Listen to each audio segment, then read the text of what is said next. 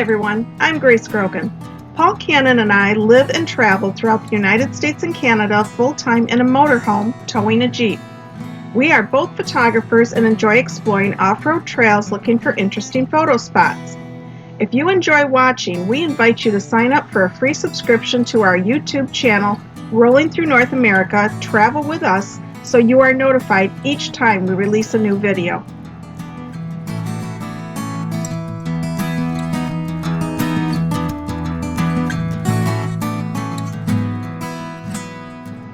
We were surprised to come up on a herd of cattle on the trail. We took a few photos of the cows with the beautiful mountain scenery behind them. They were curious and approached to check us out. As we start out, you will notice it is wet and has recently rained. Plus, it is overcast and threatening more rain. These are not ideal trail conditions, and being more experienced at these things now, we would not go out under those conditions. We were lucky we did not encounter any bad weather. This was an interesting trail adventure because Paul was fairly new to off-roading and it was my very first off-road experience. Using the Fun Treks Guide to Arizona Backroads and Four-Wheel Drive Trails book, we started out on trail number 38, which is the Tip Top Mine Trail. Due to water in a riverbed, we checked the book and decided to take the unrated Moore Gulch Trail to connect with Trail 36, the Black Canyon City Overlook Trail. This proved to be more of an adventure running a ridgeline than I was prepared for my first time out. It does have beautiful scenery and we hope you enjoy the ride. The Tip Top Mine Trail we started out on has a moderate difficulty rating and goes through the BLM Table Mesa area. We have been able to complete this trail. It would have taken us to the historical Tip Top Mine from the 1870s.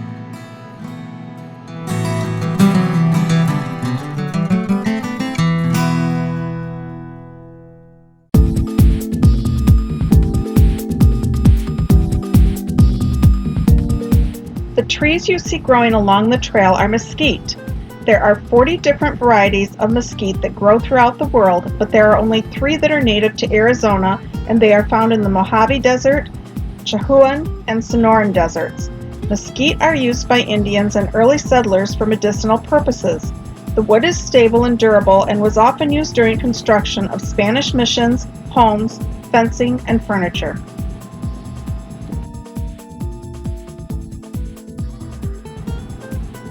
This is a cattle guard gate, which are often used in the Southwest. The open grading across the trail is strong enough for vehicles to drive over, but cattle will not walk across it. Use of this type of gate system eliminates the need for an actual gate in areas where ranchers have their cattle roaming in wide open range type areas. There is fencing leading off from the cattle guard, but it is not highly noticeable. The variety of colors seen here will appear throughout the trail. There is red mud with water-filled puddles. A nice variety of cactus are also seen throughout the trail.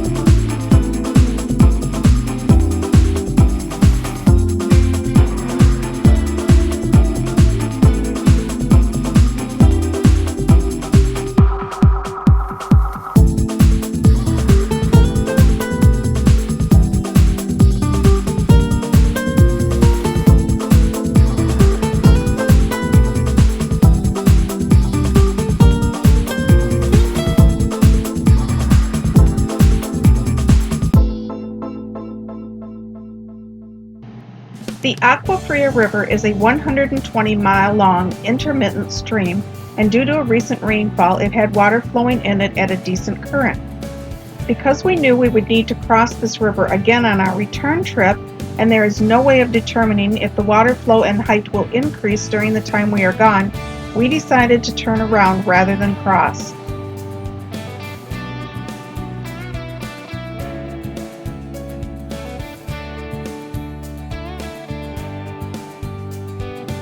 The flowing river that caused us to turn around was a disappointment, and the puddles, wet ground, and overcast sky should have deterred us, but we were intent on exploring. We spent some time looking at our Fun Treks book and decided that we would take the Moore Gulch, which is not rated, as a cut-through to connect with Trail 36. At this point, my mind was telling me this was a good idea, but boy was I wrong.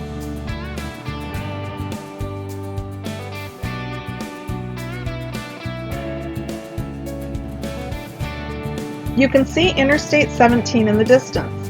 We need to go down into a dry riverbed and cross under the freeway through a farmer's gate.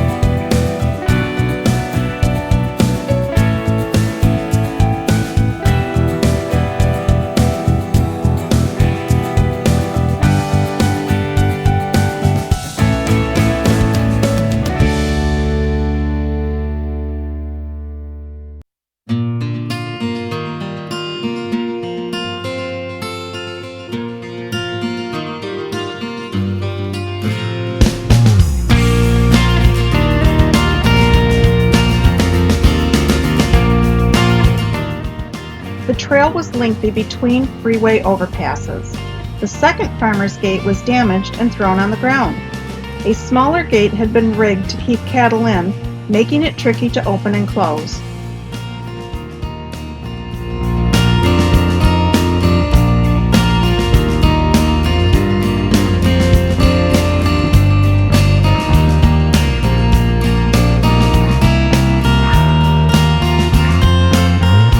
A few raindrops sprinkled on the windshield, but thankfully never developed into an actual rainfall.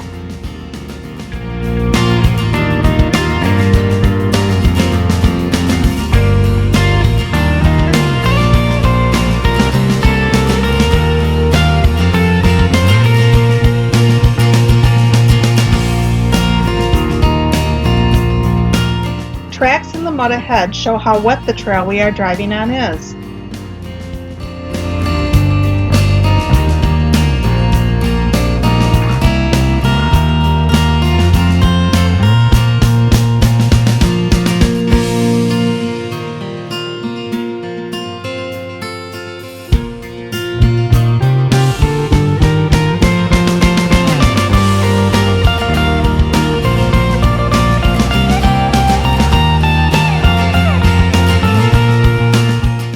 You can see we are traveling at a higher elevation with drop-offs. I am not fond of heights and was already getting nervous. Little did I know, my day had just begun.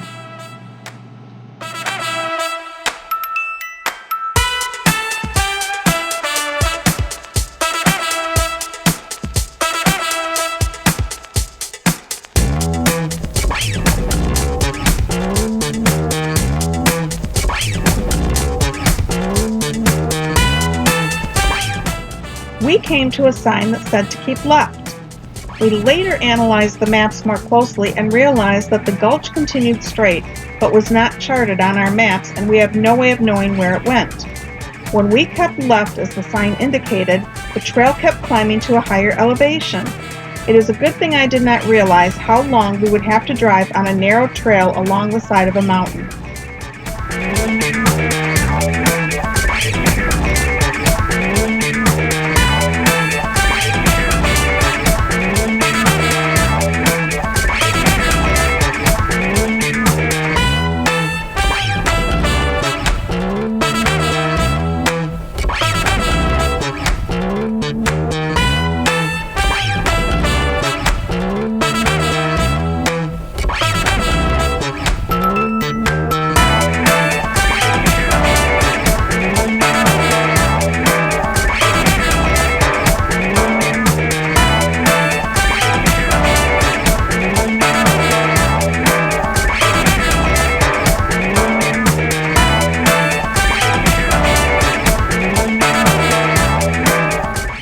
This hill made me very nervous. The hill was covered in rocks and also wet and a bit slippery. Because of that, to make it up the incline, Paul had to drive a bit faster than normal. With the drop-off on the right, I was very nervous and glad when we reached the top.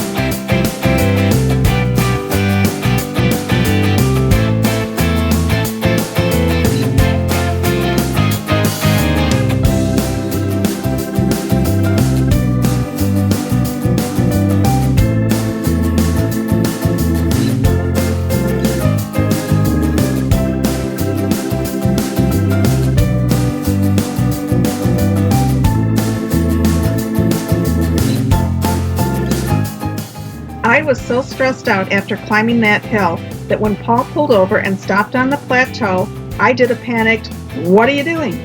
And he replied, "Stopping for lunch." I have to admit the scenery was pretty as we sat and ate. By the time we left, I was more calm, but that was only because I had no idea what was coming.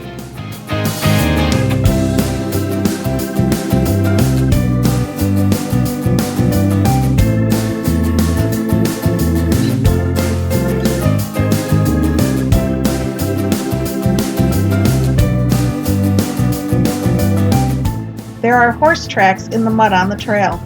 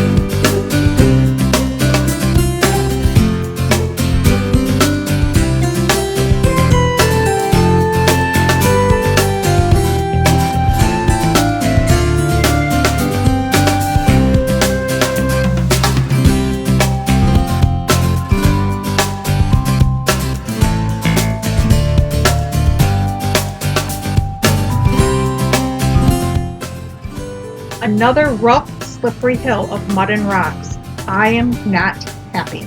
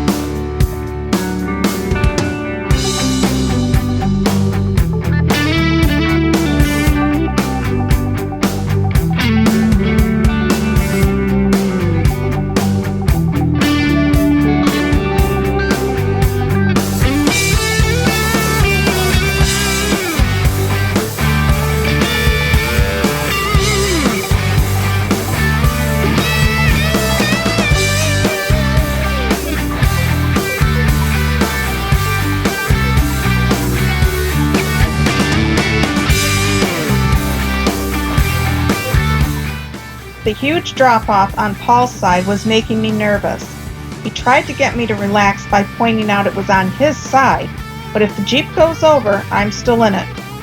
We are still going up a narrow, rough trail, and terror was getting worse.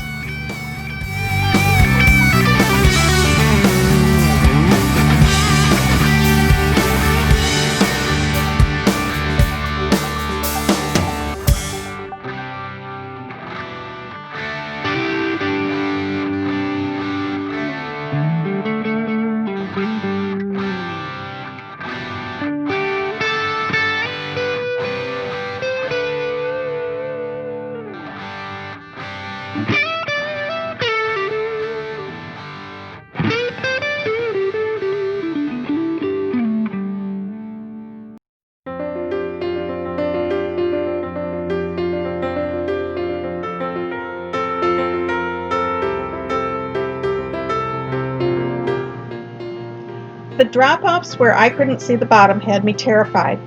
Paul tried to distract me by pointing out the beautiful scenery I could be taking pictures of, but I wasn't buying it. If I was taking pictures, he would be stopped on that narrow trail, and I wanted to get down, not sit there.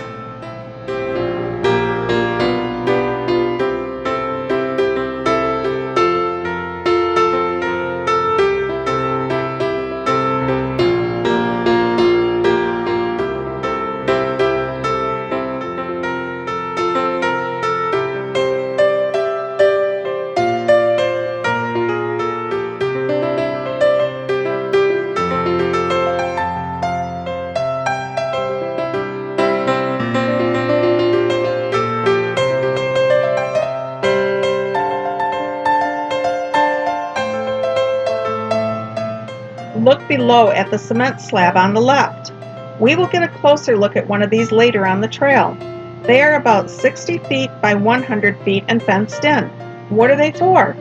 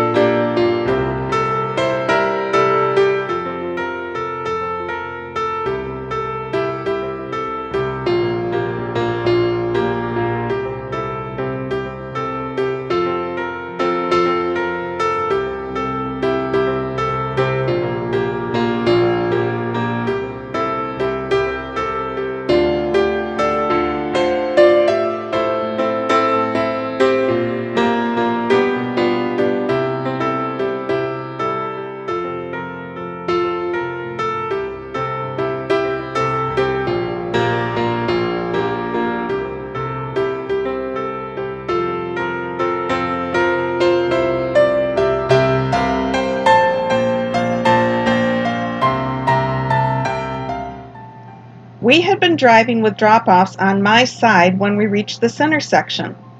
All I could see was continuous trail and drop-offs to the right. Paul checked the compass reading and the GPS for locations on the trail map and determined we should go left. I was not happy when that resulted in us continuing to drive uphill. As far as I'm concerned, we are high enough already.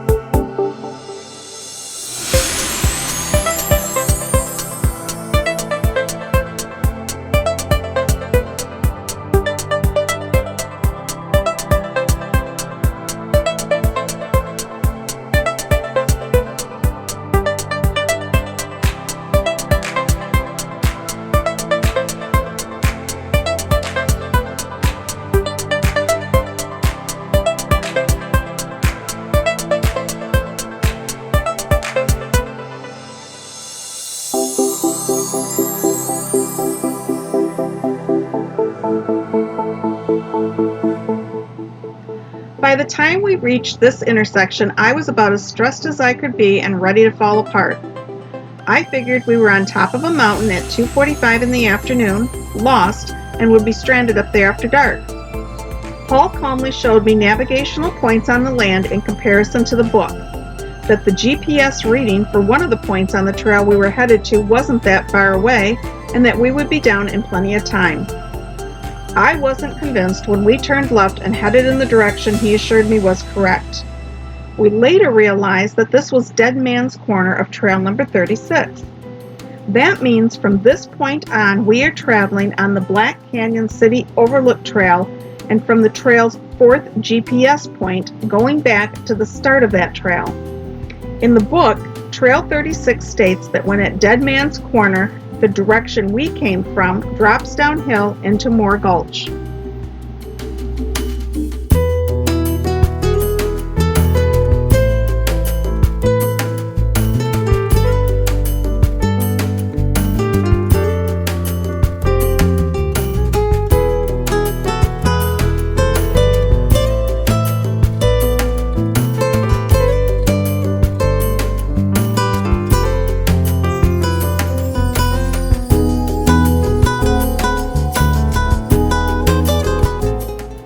A narrow, rocky, tight corner with a drop-off on Paul's side and the mountain rising on mine.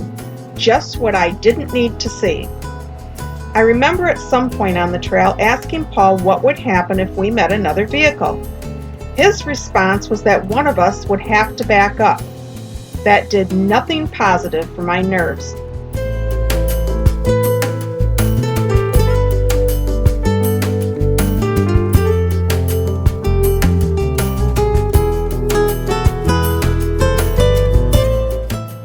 Look how the trail stretches ahead.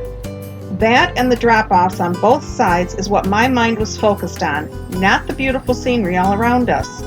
Looking back, I wish I had taken more photos, but when you feel you are on a suicide ride, it just doesn't happen.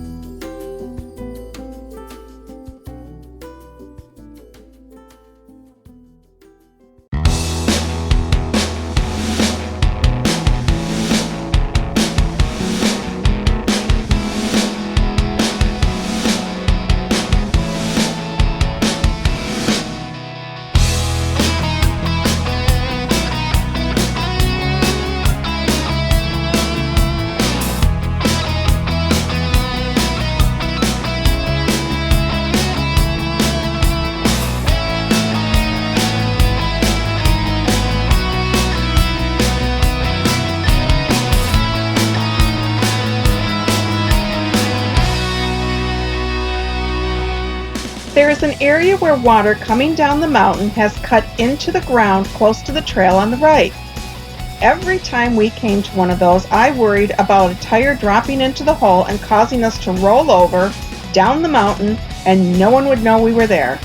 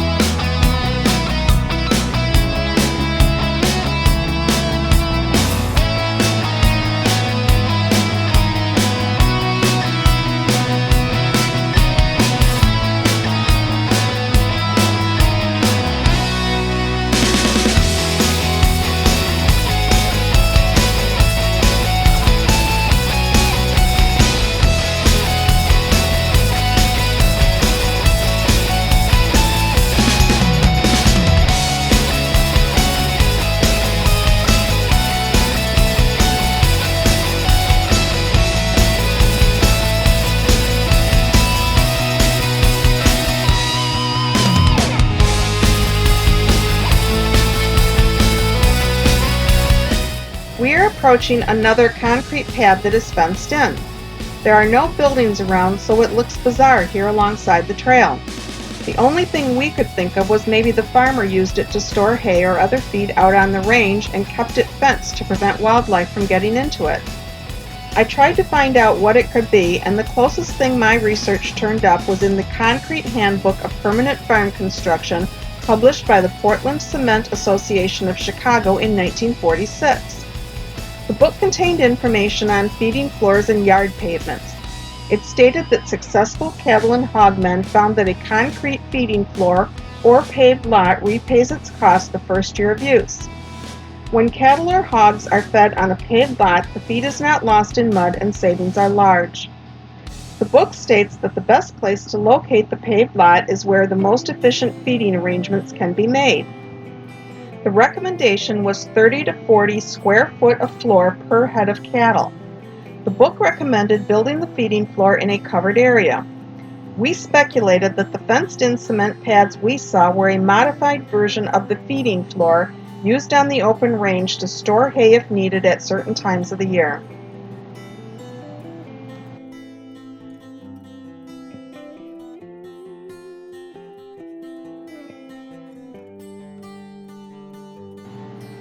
There are a lot of prickly pear cactus on this trail. This type of cactus is easily recognized because it has distinctive, almost flat pads that are rich in fiber, vitamin B, iron, magnesium, and amino acids. Not only can you remove the skin and slice up the prickly pear to eat, but it is good for you. Prickly pear is promoted for treating diabetes, high cholesterol, obesity, hangovers, and is being studied for reducing blood sugar levels in people with type 2 diabetes. Although often consumed for health benefits, the prickly pear fruit can be eaten raw, but is more flavorful when used in wine or candy. The fruit is also eaten by jackrabbits, peccaries, deer, squirrels, birds, iguanas, tortoises, and beetles. Ranchers burn the spines off it so that cattle can graze on them.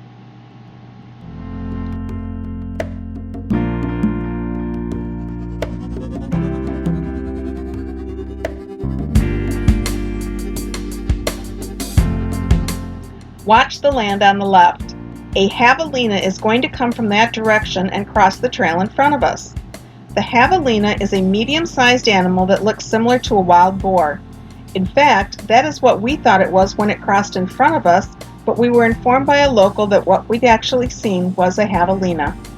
The javelina has long, sharp canine teeth that protrude from the jaws about an inch.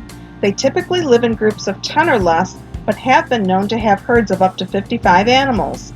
The groups defend their sleeping and feeding areas. They live in desert washes, saguaro and palo verde forests, oak woodlands, and grasslands mixed with shrub and cacti. They can be found in the deserts of the southwest Texas, New Mexico, Arizona, and also in Mexico, Central America, and northern Argentina. Look at the size of the saguaro cactus on the right. The saguaro is native to the Sonoran Desert and can grow to be between 40 to 60 feet tall, and when fully hydrated can weigh between 3,200 to 4,800 pounds. The cactus develops its branches or arms, but not until it is over 15 feet tall and about 75 years old. They live to be 150 to 200 years old. Saguaros have protective spines, bloom with white flowers in the spring, and produce red fruit in the summer. After the saguaro dies, its woody ribs can be used to build roofs, fences, parts of furniture, and the holes that the birds nested in are called saguaro boots and can be found in the dead saguaros. Native Americans used these as water containers before canteens were available.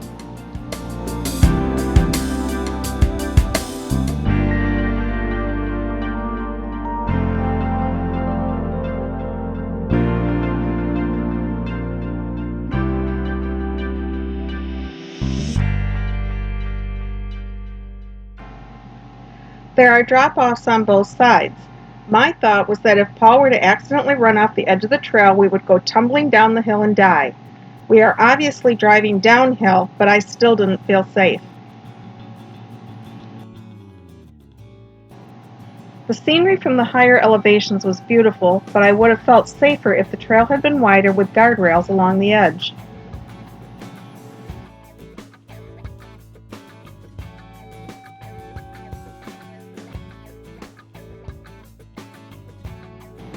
We have hit level ground. My first thought, we survived.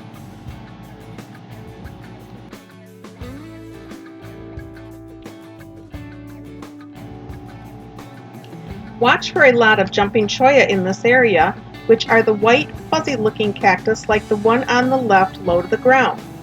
The jumping cholla are also called teddy bear cholla, and they are my favorite cactus.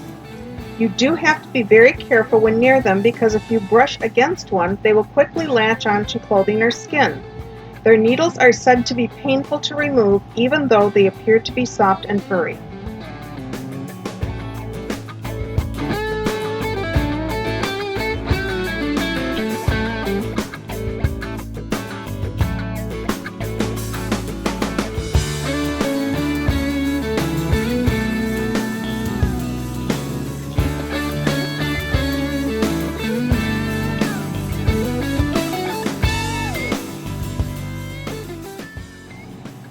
This river was shallow and we were able to cross. Thank goodness. I certainly didn't want to retrace our steps. This was listed on our map as a dry river crossing, but it obviously had water today. I took a photo out my side window as we crossed.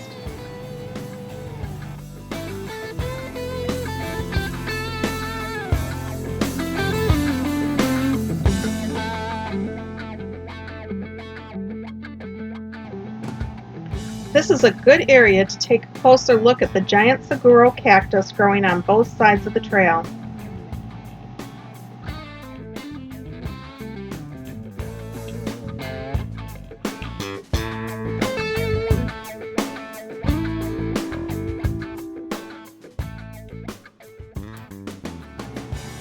I was not pleased to be driving to a higher elevation again.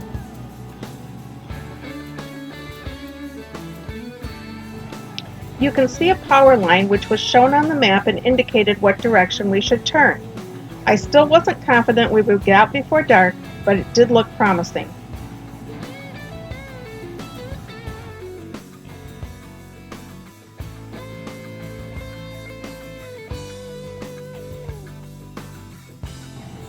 Here you can hardly see the trail we need to follow.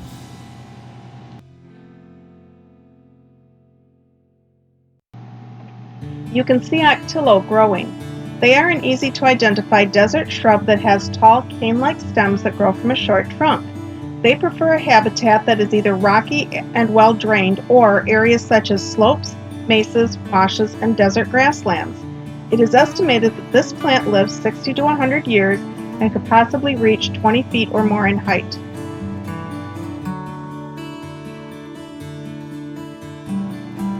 The scenery off to the side was beautiful and didn't show on the dash camera.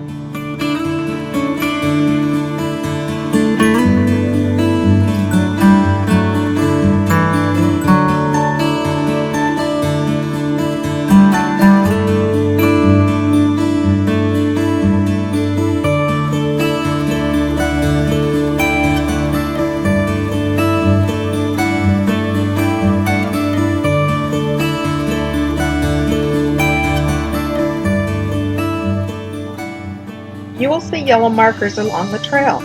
Those are for a gas line running parallel to the trail that we are on.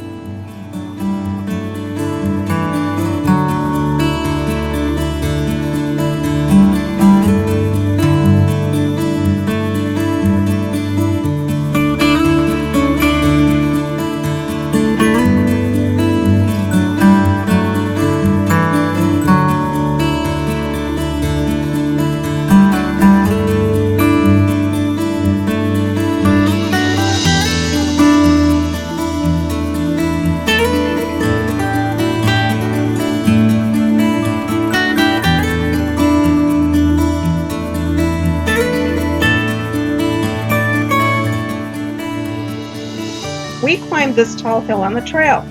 The height, steepness, and loose rock took extra speed to make the lengthy climb.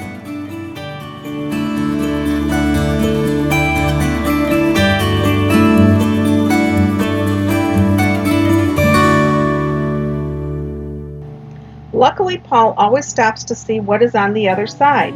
When we came over the top, we were surprised to see 2 people and dogs in the middle of the trail. They should have heard us coming and moved off the road. Here is a photo of the hill climb taken from a higher vantage point.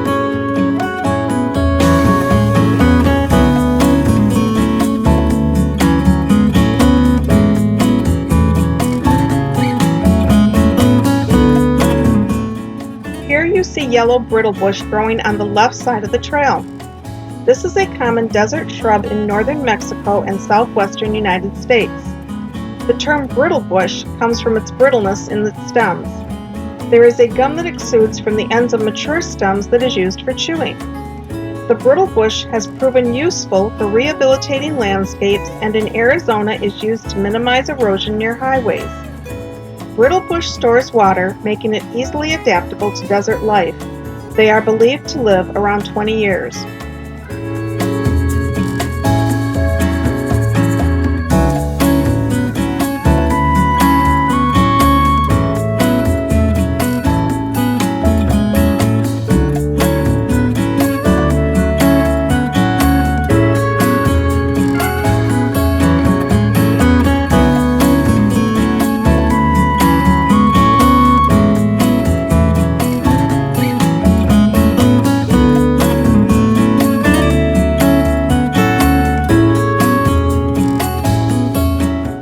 This is a beautiful spot for scenery. The hill to the right is full of saguaro cactus.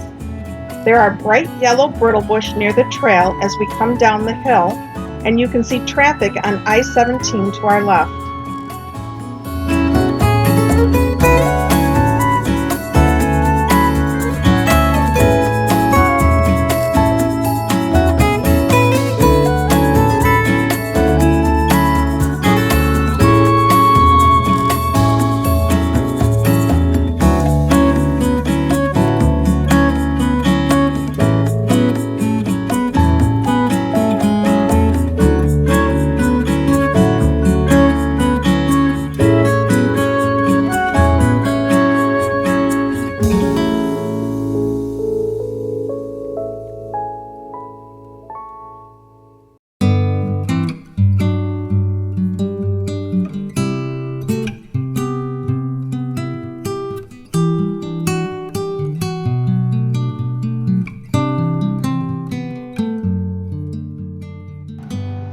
We are now approaching the Farmer's Gate to exit the trail.